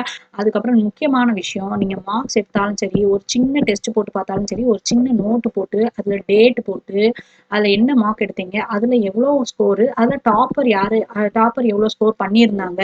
இத கட்டாயம் நீங்க நோட் பண்ணிட்டே வரணும். இது யாருமே பண்ண மாட்டாங்க. இத நீங்க நோட் பண்ணி ஒரு 10 டேஸ் ஃபாலோ பண்ணுங்க. 10 டேஸ் முடிச்சுட்டு 11த் டே இத ஃபுல்லா மேலருந்து கீழ வரையும் பாருங்க. நமக்கு அப்பவே ஒரு பூஸ்டப் ஆகும். ச்சே நம்ம இப்படி பின்னாடி இருந்தா நம்ம முன்னாடி போகணுன்ற எண்ணம் வரும். இல்ல நம்ம நல்லா தான் பண்ணிட்டே இருக்கோம்னா, இன்னும் இத மெயின்டெயின் பண்ணணுன்ற எண்ணம் வரும். அதனால இதுதான் நம்மள நம்மளே பூஸ்டப் பண்ணிக்கிறது. யாராவது மோட்டிவேட் பண்ணுங்கன்ட்டுலாம் நம்ம யார்ட்டயும் கேட்டுட்டே இருக்கக்கூடாது. நம்ம தான் நம்மள மோட்டிவேட் பண்ணி போயிட்டே இருக்கணும். அதுக்கு நம்ம தான் எல்லா ஸ்டெப்ஸும் எடுக்கணும். கண்டிப்பா ஒரு சின்ன மார்க், ஒரு 10 மினிட்ஸ் மார்க் எடுத்தாலும் பரவாயில்ல. இல்ல ஒரு 1 ஹவர் மார்க் எடுத்தாலும் பரவாயில்ல. என்ன மார்க் எடுக்கிறீங்களோ அந்த டேட்ட போடுங்க. அந்த மார்க் நேம போடுங்க. என்ன டாபிக்குக்கு எடுத்தீங்க? இல்ல என்ன சப்ஜெக்ட்க்கு எடுத்தீங்க? அதுல உங்க ஸ்கோர் என்ன? அந்த பர்ட்டிகுலர் மார்க்ல ஒரு டாப்பர் யாராவது ஏதோ ஸ்கோர் பண்ணியிருப்பார்ல, அவரோட ஸ்கோர் என்ன? அதையும் நீங்க நோட் பண்ணிட்டே வரணும். இப்படி ஒரு 10 டேஸ் நோட் போட்டு நோட் பண்ணிட்டே வரணும். ஓகேவா? அதுக்கப்புறம் என்ன பண்ணணும், பிராக்டிஸ் பண்ணணும். எங்கெல்லாம் நீங்க ஸ்கோர இழக்கிறீங்களோ, அந்தந்த கொஸ்டின்ஸ் எல்லாம், அந்த டைப்ஸ் எல்லாம் எடுத்து நீங்க பிராக்டிஸ் பண்ணிட்டே வரணும். ஈவன் எல்லா சப்ஜெக்ட்டுக்குமே. ரீசனிங் ஆகட்டும், குவான்ட்ஸ் ஆகட்டும், இங்கிலீஷ் ஆகட்டும், எல்லா சப்ஜெக்ட்டுக்குமே இத பண்ணணும். இங்க நம்மகிட்ட இருக்கிற ரொம்ப பெரிய தப்பு என்ன அப்படின்னா, யாருமே தப்ப திருத்திக்க மாட்டேங்கிறோம். தப்பு பண்றோம். அந்த தப்ப வந்து திருத்திக்க மாட்டேங்கிறோம். திருத்துறவன் மட்டும் தான் முன்னாடி போறான். தப்பு பண்ணிட்டு மட்டும் உட்கார்ந்திருந்தோம் அப்படின்னா, இங்க ஒண்ணுமே பண்ண முடியாது. நம்ம மார்க்ல தப்பு பண்றோம். அது சகஜம் தான். அது ஒண்ணுமே தப்பே கிடையாது. அதனால ஒரு பிரச்சனையும் கிடையவே கிடையாது. நீங்க என்ன பண்ணணும் அப்படின்னா, அத திரும்ப நெக்ஸ்ட் அனலைஸ் பண்ணிட்டு, அந்த தப்பு வராத அளவுக்கு பார்த்துக்கணும். அதுக்கு என்ன பண்ணணும், நம்ம எந்த இடத்துல தப்பு பண்ணியிருக்கோன்ற அந்த மார்க் டெஸ்ட்ட அனலைஸ் பண்ணணும். அது கண்டிப்பா அனலைசேஷன் பண்ணியே ஆகணும். அனலைஸ் பண்ணல அப்படின்னா, நம்ம திரும்ப அதே தப்ப தான் பண்ணிட்டே இருப்போம். அப்புறம் ஒரு இம்ப்ரூவ்மென்ட்டுமே இருக்காது. சரியா? அதுக்கப்புறம் கண்டிப்பா உங்களோட ஃபவுண்டேஷன் நல்லா இருக்கணும். அத என்ன சொல்றது, நீங்க பேசிக்ஸ நல்லா கத்துக்கணும். ரொம்ப பிகினரா இருந்தீங்கன்னா, அவசரப்பட்டு குடுகுடுன்னு ஓடி போய் நான் மார்க் போடுறேன் அப்படின்னு ஓடி போகக்கூடாது. அந்த எதுனாலும் அந்த டைம் பீரியட்ன்னு ஒண்ணு இருக்குல்ல. ஒரு சின்ன செடி வைக்கிறோம். செடி வச்ச உடனே நமக்கு வந்து அதுலருந்து ஃப்ரூட்டோ இதுவோ கிடைச்சிருமா? கிடைக்காது. அதுக்குரிய டைம் அத எடுத்து ப்ராசஸ் ஆனா தான் கிடைக்கும். கரெக்ட்டா? அதே மாரி தான் நம்மளும் அந்த ஒரு 30 டூ 45 டேஸ் தான். மேக்ஸிமம் இது போதும். 3 சப்ஜெக்ட்டுக்குமே நீங்க பேசிக்ஸ் லேர்ன் பண்ணிக்கிறதுக்கு 30 டூ 45 டேஸ் போதும். அந்த 30 டூ 45 டேஸ்ல கண்டிப்பா பேசிக்ஸ தப்பே இல்லாம படிச்சுக்கோங்க. பேசிக்ஸ தப்பு இல்லாம ஃபவுண்டேஷன் நல்லா போட்டுக்கோங்க. அதுக்கப்புறமா கொஞ்சம் கொஞ்சமா நீங்க வந்து பிலிம்ஸ் லெவல்லயும், அடுத்து மெயின்ஸ் லெவல்லயும் மார்க் எடுத்துட்டே வரணும். எடுத்துட்டே வரப்போ நீங்க ஈஸியா மாஸ்டர் ஆயிருவீங்க. வித்தின் 6 மந்த்லயே நீங்க கரெக்ட்டா எக்ஸாம்ஸ்க்கு நல்லா ரெடி ஆயிருவீங்க. ஃபர்ஸ்ட் அட்டெம்ப்ட்லயே கிளியர் ஆறதுக்கு நெறைய சான்சஸ் இருக்கு. அடுத்து நெக்ஸ்ட் என்ன பண்ணணும் அப்படின்னா, குவான்டிடேட்டிவ் ஆப்டிட்யூட் மட்டும் ஸ்பெசிஃபிக்கா நான் சொல்லப் போறேன். அது என்ன இருக்கு அப்படின்னா, கண்டிப்பா எக்ஸாம்ஸ்க்கு நீங்க என்ன பண்ணணும் அப்படின்னா, உங்களுக்கு டைமிங் செட் பண்ணி ஃபர்ஸ்ட் பேசிக்ஸ்லாம் படிச்சு முடிச்சதுக்கப்புறம் டைமிங் செட் பண்ணி மார்க் போட்டு பழகணும். ஒரு 10 மினிட்ஸ் மார்க் போட்டா கூட போதும். 10 மினிட்ஸா ஒரு டாபிக் எடுக்கிறீங்களா, அந்த டாபிக்கோட பேசிக்ஸ் மார்க்கை ஃபர்ஸ்ட் போடுங்க. பேசிக்ஸ் எல்லாம் போட்டு போட்டு வர வர வர வர உங்களுக்கு என்ன ஆகும், அந்த இடத்துல கான்செப்ட் கிளியர் ஆகும். இந்த டைம்குள்ள இதை முடிச்சிட்டோம் அப்படின்ற ஒரு கான்ஃபிடன்ஸ் வரும். சரியா? அடுத்து ப்ரிலிம்ஸ் லெவலில் ஃபோக்கஸ் பண்ணி நீங்க போடணும். ப்ரிலிம்ஸ் லெவல் எந்த லெவலில் போட்டாலும் டைமிங் ரொம்ப ரொம்ப ரொம்ப ரொம்ப முக்கியம். ப்ரிலிம்ஸ் லெவலில் ஃபோக்கஸ் பண்ணி அதில் போடணும். ப்ரிலிம்ஸ் நமக்கு மேக்ஸிமம் 20 மினிட்ஸ் தான் நமக்கு டைமே கொடுக்குறான். அப்போ அந்த 20 மினிட்ஸ்ல ஃபர்ஸ்ட் உங்களால எதெல்லாம் அட்டென்ட் பண்ண முடியுது அப்படின்றத பாருங்க. இதை ஸ்பிளிட் பண்ணிக்கலாம். 20 மினிட்ஸை நீங்க 2 to 3 மினிட்ஸ்ல ஸ்கோரிங் பார்ட்டை முடிக்கணும் அப்படின்ற மாதிரி ஒரு டார்கெட் வைங்க. அதுக்கப்புறம் நெக்ஸ்ட் என்ன இருக்கு, 4 to 7 8 மினிட்ஸ்ல ஒரு 4 மினிட்ஸ்ல ஒரு டிஐ டாபிக்கை நான் முடிக்கணும், 5 கொஸ்டின்ஸையும் சேர்த்து வச்சு நான் முடிக்கணும் அப்படின்றது வைங்க. அப்புறம் ஒரு 12 மினிட்ஸ் இருக்கும். 12 மினிட்ஸ்ல அதையும் ஸ்பிளிட் அவுட் பண்ணுங்க. ஸ்பிளிட் அவுட் பண்ணி 4 to 5 மினிட்ஸ், அதுல ஒரு 4 to 5 மினிட்ஸ் எடுத்துக்கோங்க. 4 to 5 மினிட்ஸ் எடுத்து இன்னொரு டிஐயோ இல்லை கேஸ்லெட்டோ ஏதோ இருக்கு. இல்லைன்னா நான் அர்த்மெட்டிக் டாபிக்கை 4 to 5 மினிட்ஸ்ல ஒரு 10 அர்த்மெட்டிக் கொஸ்டின்ஸ் கேட்பாங்க. இதுல நான் என்னால முடிஞ்ச அளவுக்கு நான் முடிக்கணும் அப்படின்னு சொல்லி நீங்க வச்சுக்கோங்க. அப்போ போக 4 to 5 மினிட்ஸ் போக இன்னும் ஒரு 5 மினிட்ஸ் கிட்ட நம்ம கிட்ட டைம் இருக்கும். இந்த 5 மினிட்ஸ்ல கொஸ்டின் அனலைஸ் பண்ணணும். இந்த மிச்சம் ஒரு கொஞ்சம் கொஸ்டின் நம்ம விட்டு வச்சிருப்போம். அதுல எது ஈஸி, எது எனக்கு நெகட்டிவ் இல்லாம எனக்கு ஆன்சர் கொடுக்கும், அதை பார்த்து நம்ம ஸ்கோர் பண்ணணும். இப்படி ஃபர்ஸ்ட் பண்ணும்போது ஸ்கோரிங் வந்து அவ்வளவா வராது. இது ரெகுலரா பிராக்டிஸ் பண்ணும்போது கண்டிப்பா உங்க ஸ்கோர் கூடும். ஓகேவா? இந்த இடத்துல நீங்க எவ்வளவு அட்டெம்ப்ட் கொடுத்தீங்க அப்படின்றத பாக்குறத காட்டிலும் எவ்வளவு அக்யூரேசியா கொடுத்தீங்க அப்படின்றத ரொம்ப முக்கியம். புரியுதா? நீங்க அட்டெம்ப்ட் 35 கொஸ்டின் நீங்க ரீசனிங்ல சாரி ப்ரிலிம்ஸ்ல கேக்குறாங்க குவான்ஸுக்கு அப்படின்னா நீங்க இது 35க்கு 35 போடணும்ன்ற அவசியம் கிடையாது. நீங்க 15 போட்டாலும் அக்யூரேட்டா போடணும். புரியுதுங்களா? 15 சம் போட்டாலும் அதை அக்யூரேட்டா போடணும். அதே நீங்க இதே மாதிரி ஃபாலோ பண்ணிட்டே வந்தீங்கன்னா இந்த 15 கூடிய சீக்கிரமே 25 மாறும், அப்படியே 30 மாறும். ஆனா என்ன, கன்சிஸ்டன்சி டெய்லியும் பிராக்டிஸ் பண்ணணும். ஒரு நாள் கூட இதை விடவே கூடாது. சரியா? அதே கான்செப்ட் எடுத்துட்டு போய் 45 மினிட்ஸ்க்கு மெயின்ஸ் போடணும். மெயின்ஸ் போடுறது இப்படிதான், கொஸ்டினோட செலெக்ஷனை பிராக்டிஸ் பண்ணணும். செலெக்ஷன் ஆஃப் கொஸ்டின் எப்படி பண்றது, எதை எடுத்தா நான் இந்த டைமிங்குள்ள இவ்வளவு ஸ்கோரை நான் பண்ணியிருக்க முடியும் அப்படின்ற மாதிரி கொஸ்டின் செலெக்ஷனுக்கு பிராக்டிஸ் பண்ணணும். கண்டிப்பா ஒரு 3/4 மணி நேரம் மார்க் உட்காந்துதான் ஆகணும். மார்க் போடாம வேலை வாங்க முடியுமானா முடியவே முடியாது. எழுதி வச்சுக்கோங்க. சரியா? அதே நேரத்துல இது எல்லா ப்ராசஸும் பண்ணும்போது ஸ்பீடும் அக்யூரேசியும் நம்ம கூட கரெக்டா வருதா அப்படின்றத செக் பண்ணிக்கிட்டே வரணும். சிம்பிள், இவ்வளவுதான். வேற ஒண்ணுமே இல்லை குவான்ஸை பொறுத்த வரைக்கும். பேசிக் படிக்கிறீங்க, பேசிக் படிச்சுட்டு இருக்கும்போது படிச்சு முடிச்சதுக்கு அப்புறமா டைமர் செட் பண்ணி பேசிக் கொஸ்டின்ஸ் போடுறீங்க. அதே டைமர் யூஸ் பண்ணி ப்ரிலிம்ஸ் கொஸ்டின் போடுறீங்க. அதே டைமரை யூஸ் பண்ணி மெயின்ஸ் கொஸ்டின் போடுறீங்க. அதை அனலைஸ் பண்ணணும். முக்கியமா தப்பு பண்ணீங்கன்னா அதை தப்பு அனலைஸ் பண்ணணும். மெயின்ஸை பொறுத்த வரைக்கும் செலெக்ஷன் ஆஃப் கொஸ்டின் தான்ப்பா பெரிய பிளஸ் பாயிண்டே. நீ எவ்வளோ டாப்பிக்கும் எல்லா டாப்பிக்கும் போட்டுருவேன் கூட வை. எல்லா டாபிக் போட்டாலுமே நீ அங்க ஸ்கோர் பண்றது கஷ்டம், திணறுவேன். எப்போ செலெக்ஷன் ஆஃப் கொஸ்டின் கரெக்டா பண்ணலைன்னா. அதனால நீ வீட்டில் இருக்கும்போதே மார்க் டெஸ்ட் போட்டு பார்க்கும்போதே செலெக்ஷன் ஆஃப் கொஸ்டினை வந்து நல்லா ப்ராக்டிஸ் பண்ணிக்கிட்டேன்னா ரொம்ப ஈஸியா இருக்கும். சரியா? ஓகே. அடுத்து வந்து இந்த மாதிரி என்னென்ன டாபிக்ஸ்க்கு எவ்வளோ வெயிட்டேஜ் கொடுத்துருக்காங்கன்னு சொல்லி ஒரு சின்ன ஒரு சார்ட் மாதிரி எடுத்துட்டு வந்திருக்கேன். இது கொஞ்சம் பாருங்க. இது பாத்தீங்கன்னா உங்களுக்கு புரியும். டிஐலலாம் எவ்வளோ மார்க்ஸ் கேட்டிருக்காங்க. இதெல்லாம் லாஸ்ட் இயர்ஸ்ல கேட்டதோட இது. இதுல நீங்க ப்ரையாரிட்டி எது கொடுக்கணும், இது ஒவ்வொருத்தவங்களும் கன்வீனியன்ட்டா மாறும். பட் ப்ரிலிம்ஸ் லெவல நீங்க ஸ்கிப் பண்ண முடியாது. மெயின்ஸ் லெவல நீங்க கொஞ்சம் ஆல்டர்னேட் வச்சுக்கலாம். இந்த ஆப்ஷனுக்கு பதிலா அந்த ஆப்ஷன் அப்படின்ற மாதிரி வச்சுக்கலாம், உங்களோட ஸ்ட்ராங் ஜோனுக்கு ஏற்ற மாதிரி. சரியா? இது ஒரு டைம் பார்த்துக்கோங்க. இது ஆல்ரெடி சொல்லிட்டேன்.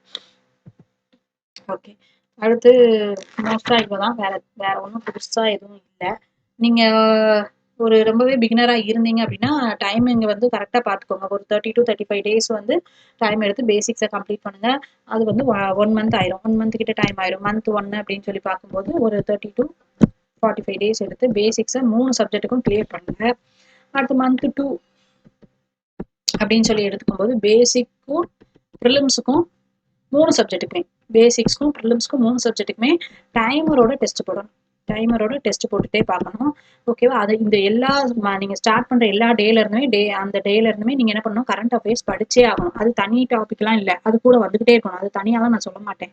அடுத்த என்ன இருக்கு, மந்த் 3rd இருந்து நீங்க என்ன பண்ணணும், ப்ரிலிம்ஸையும் மெயின்ஸையும் எடுக்க ஆரம்பிக்கணும். ப்ரிலிம்ஸ் ஒரு 20 மினிட்ஸ் இல்லை 1 ஹவர் செக்ஷன் டெஸ்ட்டாக கூட போடுங்க. 20 மினிட்ஸ்க்கு தனித்தனியாக ஸ்ப்ளிட் பண்ணி கூட போடுங்க. மெயின்ஸும் தனித்தனியாக செக்ஷனல் மார்க்காக போடுங்க. சரியா? இல்லை உங்களுக்கு எக்ஸாமுக்கு வர்றதுக்கு இன்னும் 1 மந்த் டைம் இருந்துச்சு அப்படின்னா மந்த் 4ல போகும்போது ப்ரிலிம்ஸ் ஃபுல் மார்க் போடுங்க. மெயின்ஸும் டைம் ஃபுல் 3 மணி நேரம் உட்காந்துருவேன் அப்படின்னா ஒரு 2 days ஒன்ஸ் ஆகுது, இல்லை ஒரு 1 வீக்குக்கு 2 times ஆகுது. ஓகேவா? 2 days ஒன்ஸ் இல்லைன்னா ஒரு வீக்குக்கு 2 times ஆகுது. ஃபுல் மார்க்கை போட்டு பாருங்க. நீங்க ஃபுல் மார்க் போடுறதா இருந்தா பிரச்சனை இல்லை. இல்லை ஃபுல் மார்க் போடுறேன் என்னால முடியாது அப்படின்னா நீங்க இதே இதை இங்க ஃபாலோ பண்ணிக்கோங்க. செக்ஷனல் மார்க்கே டெய்லியும் போடுங்க. செக்ஷன் ஒரு நாளைக்கு ஒரு செக்ஷன் போட்டா கூட போதும். ஒன் டே ஃபிலிம் குவான்ட்ஸ் போடுறீங்க அப்படின்னா, அடுத்த டே ரீசனிங் போடுங்க. அடுத்த டே இங்கிலீஷ் போடுங்க. அதுக்கு அடுத்த டே ஏதாவது கம்ப்யூட்டர் அவேர்னஸ் இருக்குது. இல்லன்னா தனியா டிஐ டாபிக் மட்டும் இருக்கு அப்படின்னா, டிஐ தனியா போட்டு பாருங்க. இந்த மாரி போடுங்க. சரியா? பிஓ லெவலுக்கு எய்ம் பண்றீங்க அப்படின்னா, டிஸ்கிரிப்டிவ் வீக்லி ஒன்ஸ் ட்ரை பண்ணுங்க. எப்போ இந்த 3 மாசம் முடிச்சுட்டு கடைசி மாசம் வர்றப்போ டிஸ்கிரிப்டிவ் பத்தி கொஞ்சம் பிராக்டிஸ் பண்ணுங்க. இப்பலாம் டிஸ்கிரிப்டிவ் கூட கொஞ்சம் டிஃபிகல்ட்டா தான் வருது. லாஸ்ட் இயர் கொஞ்சம் ஒரு மாரி தான் கேட்டாங்க. சரியா? அதனால நான் வீக்லி ஒன்ஸ் சும்மா அத பார்த்தாலே போதும். சும்மா அது ரொம்ப டைம் ஸ்பெண்ட் பண்ண வேணாம். ஒரு 30 மினிட்ஸ் டைம் எடுத்து வீக்லி ஒன்ஸ் நீங்க பார்த்தாலே போதும். சரியா? இந்த மாரி பாருங்க. கரண்ட் அஃபேர்ஸ் கட்டாயம் டெய்லி கிட்டத்தட்ட ஏப்ரல் 1ல இருந்து நீங்க படிச்சே ஆகணும். ஏப்ரல் 1ல இருந்து கரண்ட் அஃபேர்ஸ் கட்டாயம் படிச்சே ஆகணும். மினிமம் 6 மந்த் எக்ஸாம் இப்ப பாருங்க நம்மளோட எக்ஸாம்ஸ் ஒவ்வொரு மெயின்ஸ் எக்ஸாம் சொன்னாங்களா? இப்போ சில மெயின்ஸ் எக்ஸாம்லாம் நான் 1 நவம்பர் சொல்லியிருக்காங்கன்னு வச்சுக்கோங்க. 1 நவம்பர் நீங்க மெயின்ஸ் எழுத போறீங்கன்னா, அதுக்கு முன்னாடி 6 மந்தோட கரண்ட் அஃபேர்ஸ் உங்களுக்கு தெரிஞ்சிருக்கணும் கட்டாயம். ஓகேவா? ஸோ ஏப்ரல் 1ல இருந்து படிச்சீங்கன்னா கொஞ்சம் கரெக்ட்டா இருக்கும். ஏப்ரல் 1ல இருந்து எல்லா கரண்ட் அஃபேர்ஸ் படிக்கணும். அது போக பட்ஜெட் ஏதாவது வந்து பட்ஜெட் இன்னும் வரல. ஏன்னா பிப்ரவரி மந்த்ல தான் பட்ஜெட் தாக்கல் பண்ணுவாங்க. ஸோ பட்ஜெட்ட பத்தி கொஞ்சம் தெரியணும். புது ஸ்கீம்ஸ் இதெல்லாம் கரண்ட் அஃபேர்ஸ பத்தி ஸ்ட்ராட்டஜி பார்க்கும்போது சொல்லலாம். சரியா? ஓகே. கரண்ட் அஃபேர்ஸ் எப்படிலாம் படிக்கணும்? என்ன மாரிலாம் இருக்கணும்? அப்படின்றது. நீங்க யார ஃபாலோ பண்ணாலும் ஓகே. அஃபேர்ஸ் க்ளவுட் பண்ணாலும் ஓகே. இல்ல வேற எதனா சோர்ஸ் பண்ணாலும் ஓகே. ஒரே ஒரு சோர்ஸ மட்டும் ஃபாலோ பண்ணுங்க. 2, 3 சோர்ஸ் போனீங்க அப்படின்னா, உங்களுக்கு அது ரொம்ப கன்ஃப்யூஸ் ஆயிரும். நீங்க நினைப்பீங்க என்ன இந்த சோர்ஸ்ல இந்த நியூஸே சொல்லல. இன்னொரு சோர்ஸ்ல இந்த நியூஸ் சொல்லியிருக்காங்க. அப்ப இந்த சோர்ஸ் தப்பு. இந்த சோர்ஸ் தான் கரெக்ட். அப்படிலாம் கிடையாது. நியூஸ் வந்து ஒரு 2 டேஸ், 3 டேஸ் பிஃபோர் இருக்கிறத ஒண்ணொண்ணா கலெக்ட் பண்ணி தான் ஒவ்வொரு சோர்ஸ்லயும் குடுப்பாங்க. அட் த எண்ட் உங்களுக்கு எல்லா சோர்ஸுமே ஒரே நம்பகமான இடத்துல இருந்து கவர் ஆயிரும். சரியா? அதனால ஒரே சோர்ஸையே கரெக்ட்டா வச்சுக்கோங்க. அத மட்டும் ஃபாலோ பண்ணுங்க. 2, 3 சோர்ஸ் போனீங்க அப்படின்னா உங்களுக்கு டைம் தான் ரொம்ப லாஸ் ஆகும். கரண்ட் அஃபேர்ஸ்க்கு 1 to 2 ஹார்ஸ் குடுங்க. ஓகேவா? சில பேர் நோட்ஸ் எடுத்து படிப்பாங்க. சில பேர் நோட்ஸ் எடுக்காம அப்படியே படிப்பாங்க. எப்படினாலும் இருக்கட்டும். பட் அதோட மெயினே ரிவிஷன் தான். ரிவிஷன் கட்டாயம் பண்ணியே ஆகணும். ரிவிஷன் இல்ல அப்படின்னா அது ஒண்ணுமே பண்ண முடியாது. சரியா? ஸோ அது இருந்தாலும் ஃபைனலா இன்னொன்னு என்ன அப்படின்னா, எல்லா இடத்துலயுமே நீங்க ரொம்ப கவனமா வச்சுக்க வேண்டியது என்ன அக்யூரேசி. நீங்க எவ்வளோ அட்டெம்ப்ட் ஒவ்வொரு செக்ஷன்லயுமே இதுதான். இது குவான்ட்ஸ்க்குன்ட்டு இல்ல, கரண்ட் அஃபேர்ஸ்க்கு எல்லாத்துக்குமே அக்யூரேசி தான் ரொம்ப ரொம்ப ரொம்ப ரொம்ப ரொம்ப இம்பார்ட்டன்ட். அட்டெம்ப்ட் நீங்க எவ்வளோ நாள் குடுத்துட்டு போங்க. அக்யூரேசி ரொம்ப ரொம்ப ரொம்ப முக்கியம். இத நீங்க எங்கலாம் செக் பண்ணணும் அப்படின்னா, மார்க் டெஸ்ட்லயே செக் பண்ணணும். அப்பதான் உங்களுக்கே புரிய ஆரம்பிக்கும். ஓகேவா? இத எக்ஸாம்ல போய் டைரக்ட்டா செக் பண்ணீங்கன்னா, ஒரு 5 வருஷம் ஆகும் எக்ஸாம் கிளியர் பண்ண. சரியா? ஓகே. அதுக்கப்புறம் அவ்வளோதான். வேற ஒண்ணும் இல்ல. அது எவ்வளோ என்னதான் இருந்தாலும், இது வந்து எனக்கு ரொம்ப பிடிச்ச குறள். இது 2மேவும். நீங்க நான் அப்பப்ப பார்த்துப்பேன். உங்களுக்கும் அது ஓகேன்னா, நீங்க இதையும் அடிக்கடி பார்த்துக்கோங்க. என்னன்னா, "தெய்வத்தால் ஆகாதினும் முயற்சி தன் மெய் வருத்த கூலி தரும்னு சொல்லுவாங்க திருக்குறள்ல. அதாவது என்னன்னா, தெய்வமே உங்களுக்கு முடியாதுன்னு சொன்னாலும், நீங்க கன்டினியூஸா உங்களோட எஃபர்ட்ட குடுத்துக்கிட்டே இருக்கீங்கன்னா, அதுக்குரிய பலன் கண்டிப்பா கிடைச்சே ஆகும். சரியா? அடுத்து இன்னொன்னு என்ன சொல்லுவாங்க அப்டின்னா, "வினை சிற்பம் என்பது ஒருவனது மனத்திற்பத்தை பொறுத்துள்ளது. மற்றதெல்லாம் பிறதாம்." அதாவது என்னன்னா, நீ செய்யணும்னு நெனச்சுட்டேன் அப்டின்னேன்னா, அந்த வினை வந்து அந்த செயல் வந்து நடந்தே தீரும். நீ நெனச்சனா. அது மத்தவங்க நெனச்சா நடக்கணும்ன்றது இல்ல. மத்ததெல்லாம் பின்னாடி போயிரும். அதாவது என்ன சொல்றாங்கன்னா, நீங்க பிரையாரிடைஸ் பண்றீங்க. எத பிரையாரிடைஸ் பண்றீங்களோ, அதுதான் ஃபர்ஸ்ட் நடக்கும். நீங்க இப்போ இந்த ஒர்க்க முடிக்கணும்னு பிரையாரிடைஸ் பண்ணி மனச வச்சு உட்கார்ந்தீங்க அப்டின்னா, அந்த ஒர்க் முடியும். இல்ல இது அப்ப பார்த்துக்கலாம் அப்டின்னு சொல்லி கொஞ்சம் அத பின்னாடி தள்ளினீங்கன்னா, அது முடியவே முடியாது. அதுக்கு ஸ்ட்ராங் மைண்ட் வேணும். ஸ்ட்ராங் மைண்ட் அது போக ஹார்ட் ஒர்க், ஸ்மார்ட் ஒர்க்கும் கொஞ்சம் வேணும். சரியா? இதெல்லாம் இருந்தா மட்டும் தான் நம்ம லைஃப்ல சக்சஸ் ஆக முடியும். இந்த எக்ஸாம் கொஞ்சம் அவ்ளோ பெரிய கஷ்டம்லாம் இல்ல. கொஞ்சம் ஸ்மார்ட்டா திங்க் பண்ணணும். எங்க ஸ்மார்ட்டா திங்க் பண்ணணும்? எக்ஸாம் எழுத போம்போது. அதுக்கு முன்னாடி ஹார்ட் ஒர்க் வேணும். ஸ்மார்ட் ஒர்க் எக்ஸாம்ல தான் வேணும். எக்ஸாம்ல எந்த கொஸ்டின் எடுக்கணும்? இந்த டைம்ல என்ன வேலை பார்க்கணும்? இந்த டைம்ல என்ன வேலை பார்க்கணும்? அப்படின்ட்டு எக்ஸாம் டைம் பீரியட நீங்க ஸ்மார்ட்டா ஒர்க் பண்ணணும். அந்த ஸ்மார்ட் ஒர்க்குக்கு தேவை ஹார்ட் ஒர்க். முன்னாடியே கான்செப்ட் எல்லாம் கிளியர் பண்ணியிருக்கணும். டெய்லி மார்க் டெஸ்ட் போடணும். கரண்ட் அஃபேர்ஸ் ஒழுங்கா படிச்சிருக்கணும். இங்கிலீஷ் எல்லாம் லேக்கா இருக்கீங்க அப்படின்னா, இங்கிலீஷ் எல்லாம் கான்செப்ட் கிளியர் பண்ணி அத படிக்க ஆரம்பிக்கணும். இந்த அளவுக்கு உங்கள நீங்களே மோல்ட் பண்ணி கொண்டு வந்துட்டீங்க அப்படின்னா, கண்டிப்பா இந்த வருஷம் சக்சஸ் ஆயிடலாம். ஓகேவா? எல்லாரும் சக்சஸ் ஆயிட்டு எனக்கு இன்ஃபார்ம் பண்ணுவீங்கன்னு நெனைக்கிறேன். Thank you. இது ஒரு ஒரு ஸ்ட்ராட்டஜி வந்து உங்களுக்கு கிளியரா புரிஞ்சிருக்கும்னு நினைக்கிறேன். இதுல வேற ஏதாவது டவுட் இருக்கு, இல்ல இத எப்படி எடுத்துட்டு போணும், இது எனக்கு புரியல அப்படின்னா, நீங்க கமெண்ட் செக்ஷன்ல சொல்லுங்க. அதுக்கு ரிப்ளை வந்து நம்ம பார்த்துடலாம் என்ன ஏது அப்படின்றது. சரியா? ஓகே. ஓகே. நம்ம ராயல் பாஸ் ஆஃபர் வந்து இப்போ நம்ம இது எல்லாத்துலயும் பண்ணோம் இல்லையா? இதுல சொன்னோம்ல, நீங்க உங்களுக்கு வந்து இந்த டைமர் வச்சுலாம் பண்ணுங்க, எக்ஸாம்ஸ் போடுங்க இது எல்லாத்துக்கும். இது எல்லாமே நம்ம ராயல் பாஸ் ஆஃபர் வாங்குனீங்க, நம்மளோட கோர்ஸ் வாங்குனீங்கன்னா, அதுலயேவும் உங்களுக்கு எல்லாமே டீட்டெயிலா இருக்கு. நீங்க எங்கேயுமே தேடி போய் அலைய வேண்டியதே இல்ல. இந்த பிரைஸுக்கு இவ்ளோ குவாலிட்டியான கன்டென்ட் வேற எங்கேயும் கிடைக்காது. நீங்க வேணா சர்ச் பண்ணி பாருங்க. ஒண்ணும் பிரச்சனையே இல்ல. நான் வந்து அடிச்சு சொல்லுவேன். இந்த டெஸ்ட் சீரிஸ் இல்ல பிடிஎஃப் கோர்ஸ் இப்ப இருக்கிற டைம்ல நீங்க பிடிஎஃப் கோர்ஸ் யூஸ் பண்ணீங்கன்னா ரொம்ப பெஸ்ட். ஏன்னா பிடிஎஃப் கோர்ஸ்ன்றது டாபிக் வைஸாவும் இருக்கும், செக்ஷன் வைஸாவும் இருக்கும், இல்ல எக்ஸாம்ஸ் வைஸாவும் இருக்கும். சரியா? அந்த எக்ஸாம்ஸ் வைஸா நீங்க எடுத்து வச்சு அதுக்குரிய டிஃபிகல்ட்டி லெவல்ல நீங்க அத எக்ஸாம்ஸ போட்டு அந்த பிடிஎஃப் கோர்ஸ் போட்டு அது டெஸ்ட் போடுற மாரி இருக்கும். டைரக்ட்டா பிடிஎஃப் எடுத்து வச்சு சால்வ் பண்ற மாரி இருக்கும். ஸோ நீங்க அத எடுத்து போட்டு பார்க்கும்போது உங்களுக்கு ஸ்பீடும் இம்ப்ரூவ் ஆகும், அக்யூரேசியும் இம்ப்ரூவ் ஆகும். சரியா? அது நம்ம வேற இடத்துல போயிட்டு நீங்க வாங்கணும்னாலும் வாங்கிக்கோங்க. ஒண்ணும் பிரச்சனை இல்ல. பட் இத ஒன் டைம் கன்சிடர் பண்ணி பாருங்க. உங்களுக்கு ரொம்ப ஹெல்ப்ஃபுல்லா இருக்கும். சரியா? வேணும்னா லிங்க் டிஸ்கிரிப்ஷன்ல இருக்கு. பர்ச்சேஸ் பண்ணிக்கோங்க. சரியா? வேற எதுவும் டவுட் இருந்தா கமெண்ட் செக்ஷன்ல பின் பண்ணுங்க. ஓகேவா? Thank you.